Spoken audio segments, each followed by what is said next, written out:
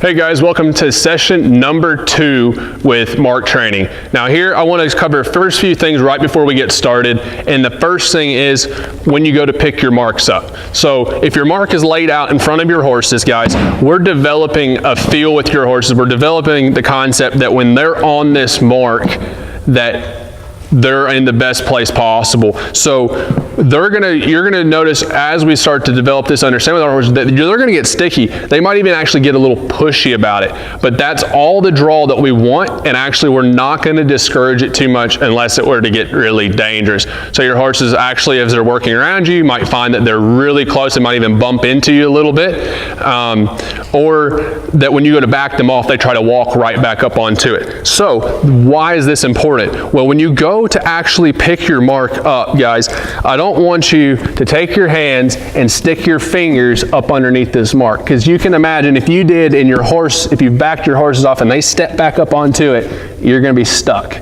So instead, guys, when you go to pick your marks up, don't put your fingers underneath it. Just simply grab the edge and lift it up towards you. But don't go sticking your fingers up underneath it, because then chances are if your horse is developing some good draw to it, they might actually stand on it, and you might need to yell for a friend to come get you unstuck, because now your horse has got you pegged down to the ground.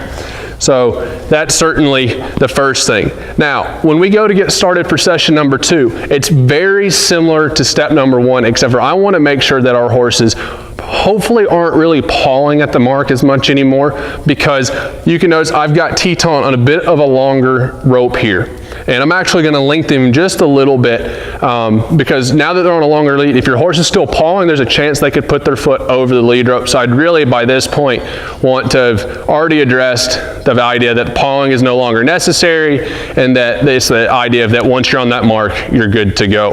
So I'm going to step up here. I'm going to lengthen Teton's lead rope just a little bit. And this is a 14-foot lead. And I'll give you guys a little bit of an estimate here on how long I'd like it to be. So I'd say that lead's probably about 7 foot long. He's got about 7 foot of lead hanging out, so it's about half the distance there. And I'm going to go ahead and I'm going to drop this marker right back down. Again, don't have your fingers underneath it. Have it flush up against the wall. For the sake of this, I'm going to ask him to step back. Now, the reason we've now increased the lead rope distance, there you go, is because now we're just trying to give him more room to make a mistake. So if he's going to offer to come up to it, I'm going to step back. I'm going to encourage him, even at this stage, for him wanting to come find the mark, I'm going to let him walk up and take it. But the longer lead rope enables your horses to make bigger mistakes and gives you the opportunity to correct them. So your horses might start falling off to the middle, and you've got to bring them back to the wall and draw them back up. But the same principles, guys. This video is going to be pretty short in the grand scheme of things. It's the same thing as step 1, except for now, instead of untying your horses here, because your horse is on a longer lead, you could actually step up underneath the lead rope to move them around. So you want to make sure you work both sides. And same principles as step number 1. I'm going to back him off the lead rope here. And I feel comfortable telling you guys, if you have enough lead rope, he's got at least about 7 foot, that here I could ask him to step his shoulders around. Now I'm starting to work on my 180-degree turns, get his hindquarters here, then drive him forward and let him step up and take the mark. So on this second session, guys, they're on a longer lead rope. You're able to step under the mark or underneath the lead rope there and work on 180-degree turns back and forth. Again, a little bit of discretion.